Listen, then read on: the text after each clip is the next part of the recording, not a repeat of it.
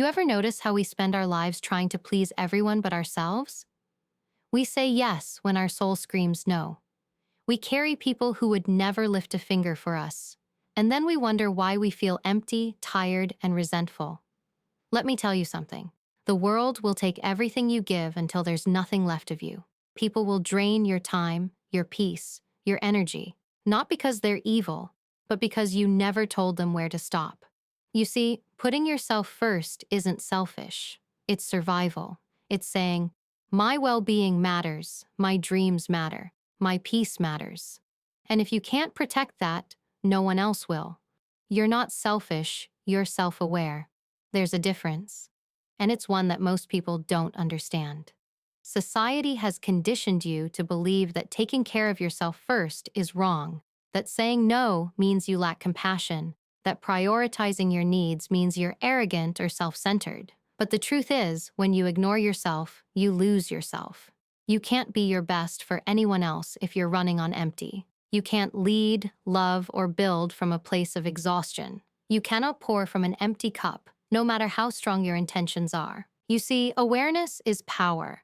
Awareness tells you when you've reached your limit. It tells you when you're overextending, when you're being drained, when you're giving more than you should. But we live in a world that praises burnout, that glorifies self-sacrifice as if suffering is a badge of honor. People will celebrate you for showing up for everyone else, even when you're falling apart inside. And if you're not careful, you'll spend your entire life trying to be everything for everyone, only to wake up one day realizing you've become nothing for yourself. Putting yourself first doesn't mean you stop caring about others. It means you start caring about yourself too. It means you recognize that your energy, your focus, and your time are sacred. It's understanding that being kind to yourself isn't indulgence. It's maintenance. When you're grounded, when you're clear, when you're strong within yourself, that's when you show up better for the people you love. Self-awareness creates stronger relationships, sharper minds, and deeper purpose. Because when you're at peace, you bring peace. There will always be people who call you selfish when you start saying no. They'll say you've changed. And you know what? They're right. You have. You've changed from being the version of yourself that tolerated too much, that stayed quiet when you should have spoken up, that ignored your needs just to keep the peace. Growth looks selfish to those who benefit from your lack of boundaries. But the moment you stop seeking their approval, you start gaining your freedom. When you put yourself first, you're not rejecting the world. You're recharging for it. You're giving yourself permission to pause, to breathe, to reflect, to rebuild. You're acknowledging that your life has value beyond what you can do for others.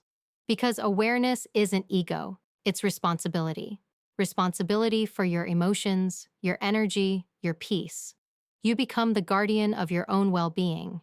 So stop apologizing for choosing yourself. Stop explaining why you need space, rest, or time. You don't owe anyone a justification for taking care of your mental and emotional health. The moment you realize that, everything changes. You start operating from strength instead of survival. You start leading from clarity instead of chaos. Putting yourself first doesn't make you selfish. It makes you whole. And when you're whole, you become unstoppable.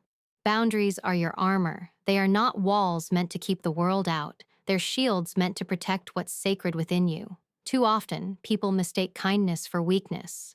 They assume that because you care, you'll always be available. They assume your silence means permission. But there comes a point when you have to stop letting people cross lines you never agreed to. You have to understand that every time you say yes when you really want to say no, you're teaching others that your comfort doesn't matter. Boundaries aren't about rejecting people.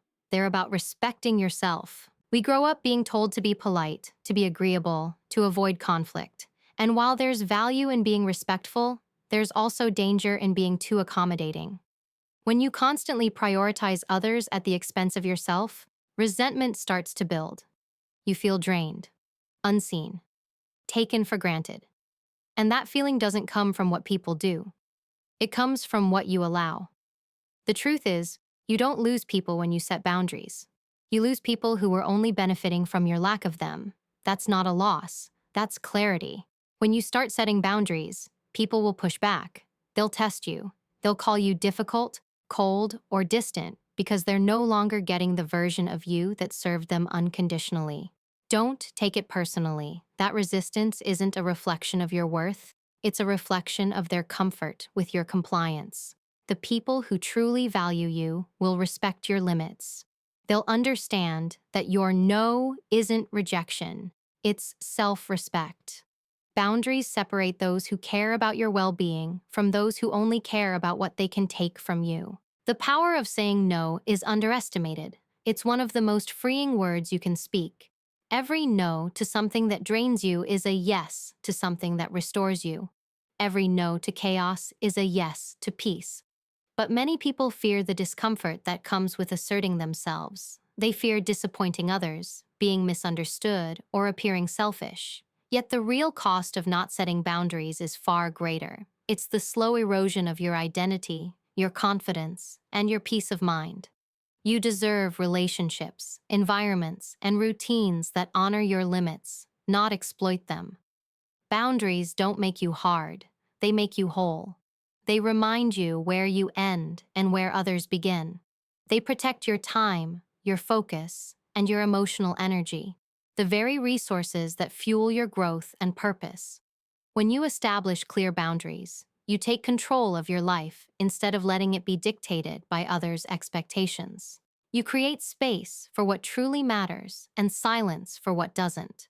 So stop apologizing for drawing the line. Stop explaining why you need distance or why you refuse to be available 24/7. Your boundaries are not up for debate. They're not about being selfish. They're about being strong enough to protect your peace, even when others don't understand it. You teach people how to treat you. Whether you realize it or not, every interaction you have sends a message about what you will and will not tolerate. When you stay quiet in the face of disrespect, you're not keeping the peace. You're signing a silent agreement that says, "This is okay." And once people learn that you won't speak up, they'll keep testing those limits. It's not because they're cruel, but because you showed them where the line was. And then you let them cross it. Your silence becomes permission, your tolerance becomes approval, and over time, your self-respect begins to erode. We often convince ourselves that letting things slide makes us strong, mature, or composed. But strength isn't in silence. It's in standing up for yourself, even when it's uncomfortable. It's in saying, "No, that's not okay," with calm authority instead of anger. You don't need to raise your voice to make a point. You just need to believe that your voice matters.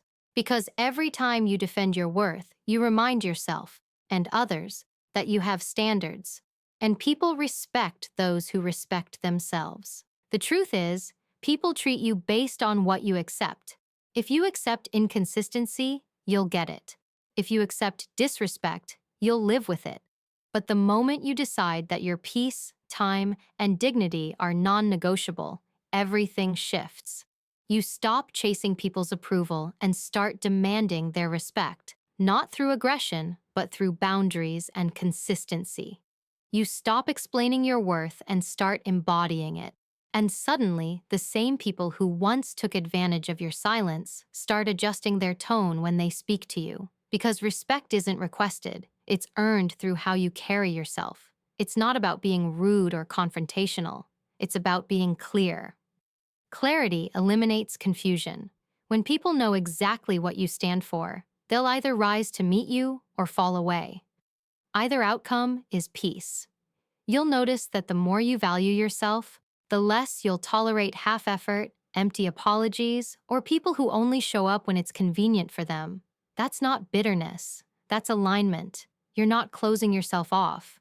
You're creating a life that reflects your worth. The hardest part of teaching people how to treat you is breaking your own old habits, the ones that made you believe love meant tolerance, that kindness meant silence, that being easygoing meant letting things go even when they hurt you. But growth demands that you unlearn those lies. It means holding people accountable, even when it's uncomfortable. It means walking away, not because you're angry, but because you refuse to stay where you're not valued. So pay attention to what you allow, what you excuse, and what you overlook. Because every time you choose self-respect over silence, you're rewriting the lesson others learn about you. You're showing the world, and yourself, that you're not someone to be handled carelessly. You're someone to be treated with intention, honesty, and respect. Your energy is currency. Spend it wisely. Every thought you think, every conversation you have, every person you allow into your space costs you something.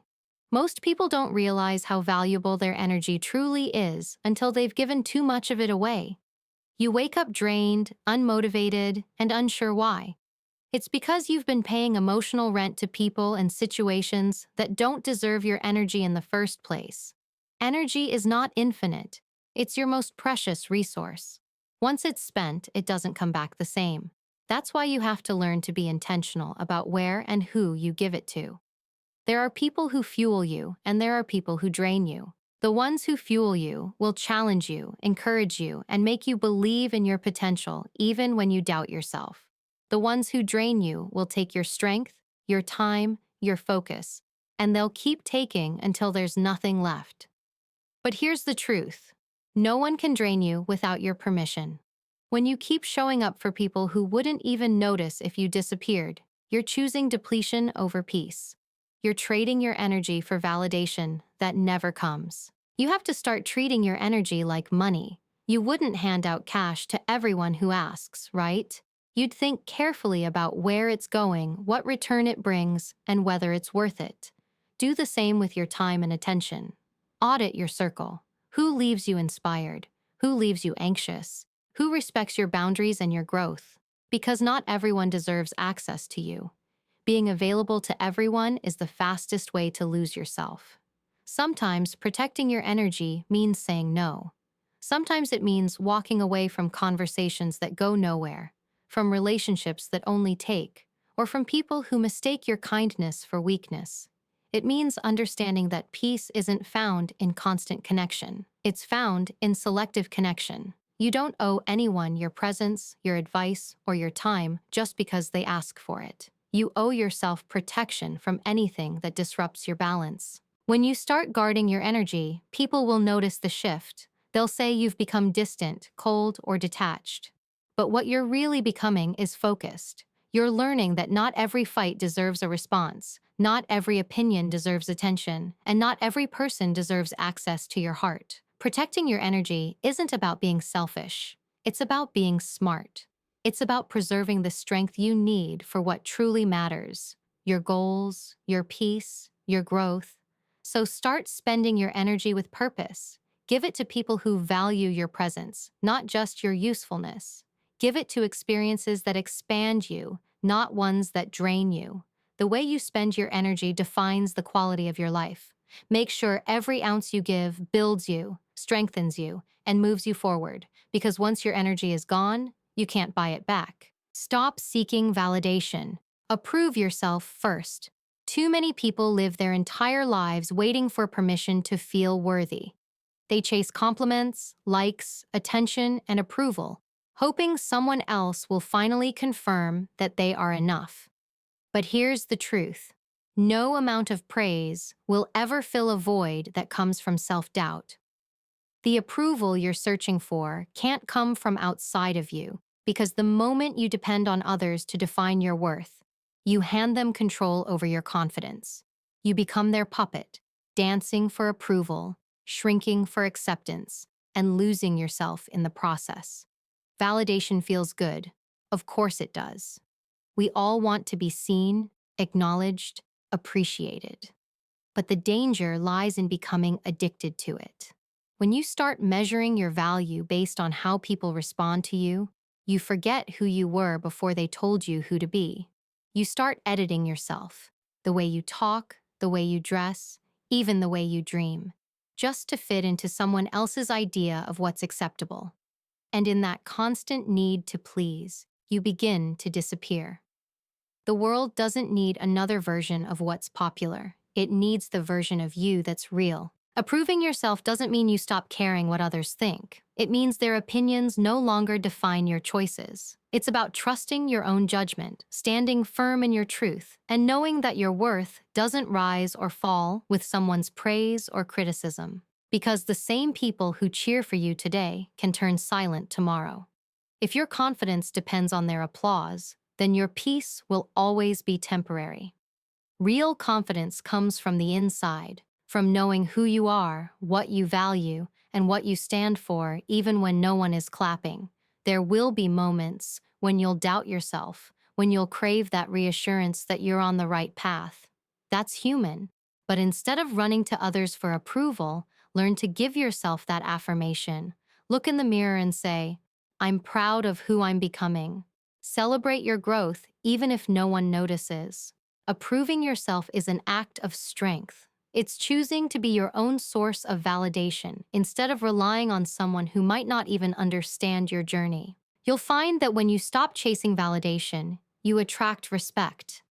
People sense when you're grounded in who you are.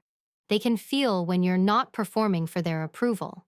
You walk differently, speak differently, carry yourself with quiet certainty. You stop explaining your worth and start embodying it. And suddenly, the noise around you, the opinions, the gossip, the judgment, begins to lose power because you've built your confidence on something unshakable, your own belief in yourself. So stop waiting for someone else to tell you that you're enough. Approve yourself first. When you do, you'll realize that validation isn't something you chase. It's something you create from within. And once you have that, no one can take it away from you. Discomfort builds strength. Everyone wants growth, but no one wants to feel the pain that comes with it. We crave change, yet we run from the very process that creates it. The truth is, you can't evolve in comfort. Comfort keeps you safe, but it also keeps you small. It's the place where potential goes to die. When you put yourself first, you stop choosing what's easy and start choosing what's necessary, even when it hurts, even when it's uncertain, even when it makes you uncomfortable. That's where your strength begins to form, not in the moments that feel good, but in the ones that test you. Growth doesn't happen in silence or ease. It happens when you're challenged, when you're forced to face parts of yourself that you've been avoiding. Every time life pushes you into a corner, it's inviting you to expand.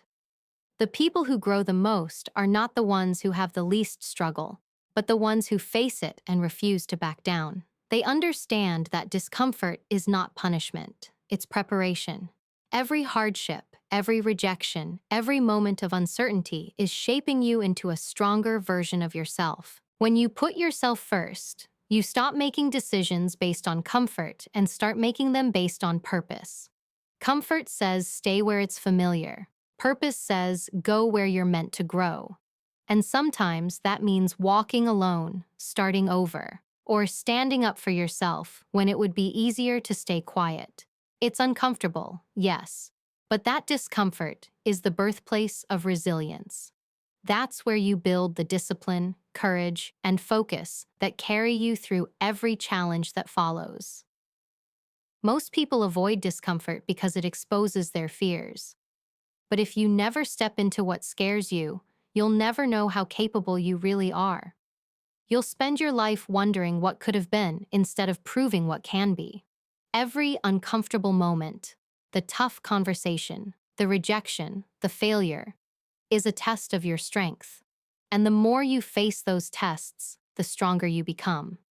You stop fearing them because you learn that pain isn't permanent, but growth is. Think about it. The gym doesn't make you stronger because it's easy. It makes you stronger because it breaks you down and rebuilds you. Life works the same way. The struggles you face are the weights you lift to build character. You can't skip that process and still expect to grow. Discomfort is a teacher. It shows you what you're made of. It teaches you patience, focus, and grit, qualities that comfort could never offer. So stop running from discomfort. Lean into it. Sit in it. Let it shape you. Because every time you choose the harder path, to speak up, to try again, to rise after falling, you're building strength.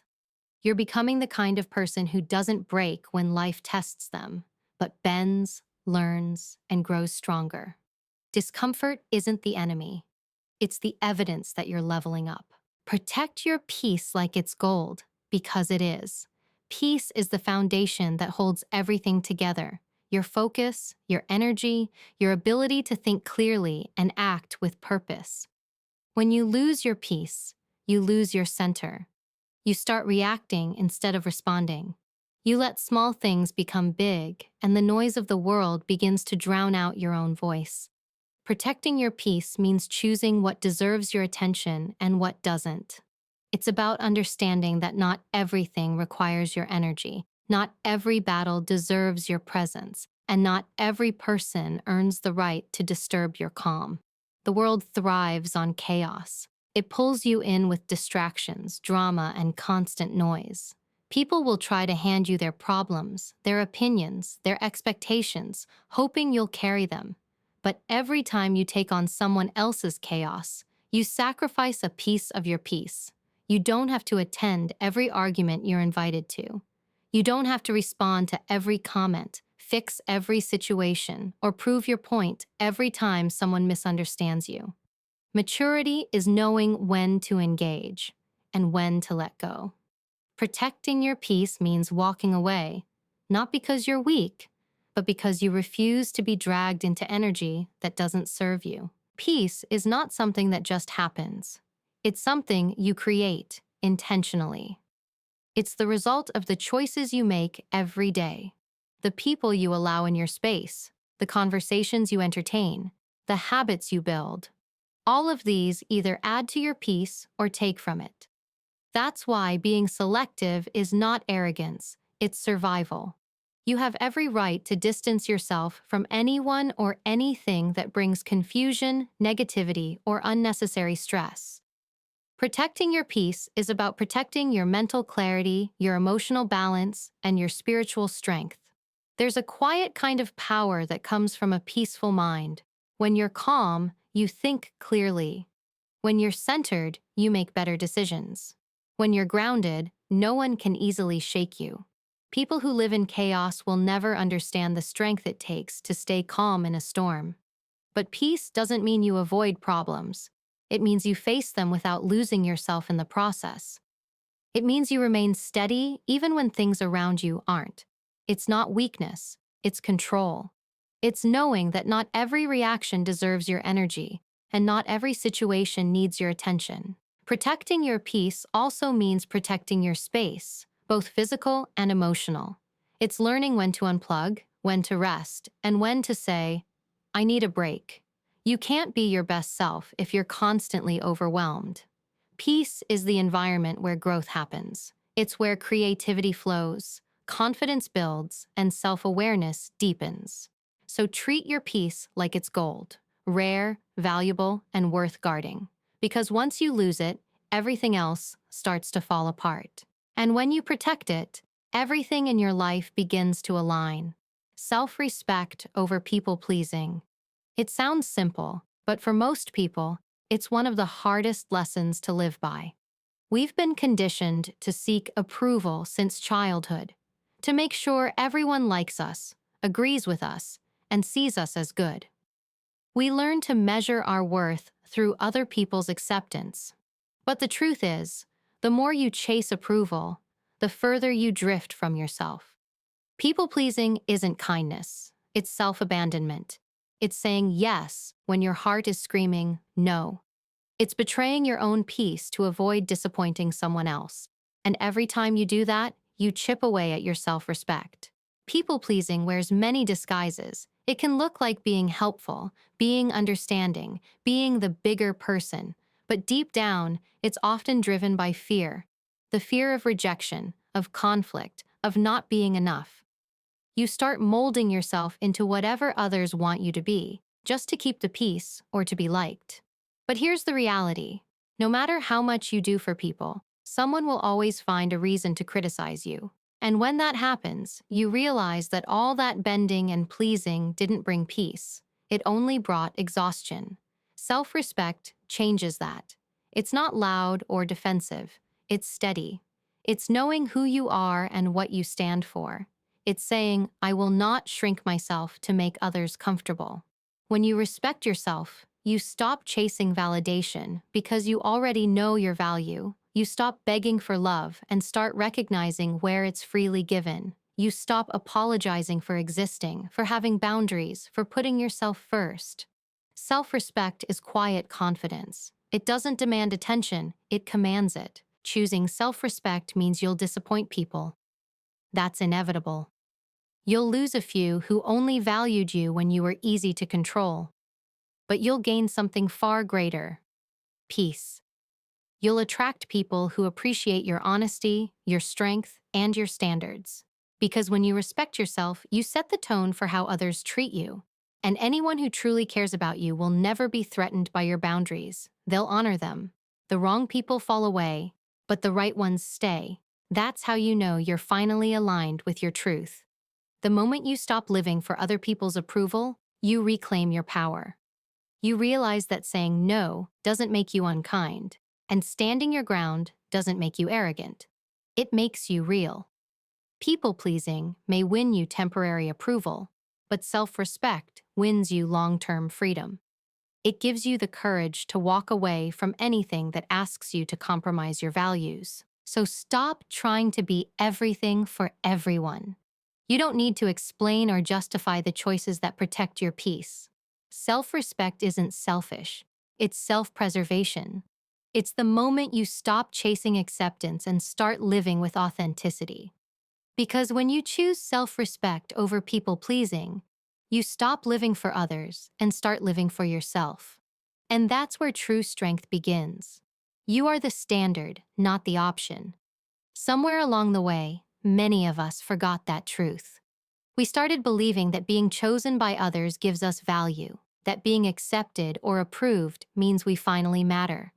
But the reality is, when you spend your life waiting to be picked, you're giving your power away. You're standing on the sidelines of your own worth, hoping someone will see what's already inside you. The truth is, you don't need to be chosen. You need to choose yourself. You set the standard for how others treat you, how they love you, and how they show up for you. If someone can't rise to meet that standard, they simply don't deserve a seat at your table. When you understand your worth, you stop chasing people who make you question it. You stop shrinking yourself to fit into places you've outgrown. You stop trying to convince anyone to see your value. Because people who truly recognize your worth don't need convincing. They match your energy, your effort, and your respect. The more you grow, the more you'll realize that not everyone is meant to walk with you. Some people will want the access, but not the responsibility that comes with being in your life. And that's where your standard protects you. It keeps you from settling for less than what you deserve. Being the standard doesn't mean you think you're better than others. It means you have clarity about what you bring to the table and what you're willing to accept. It's not arrogance, it's alignment. It's saying, I know what kind of love, respect, and energy I give, and I expect the same in return. The moment you lower your standards to keep someone, you teach them that you'll tolerate less than you deserve. And once you do that, they'll never rise. Because why would they, when you've already shown them they don't have to? You can't attract what you want while accepting what contradicts it. The universe doesn't give you what you ask for.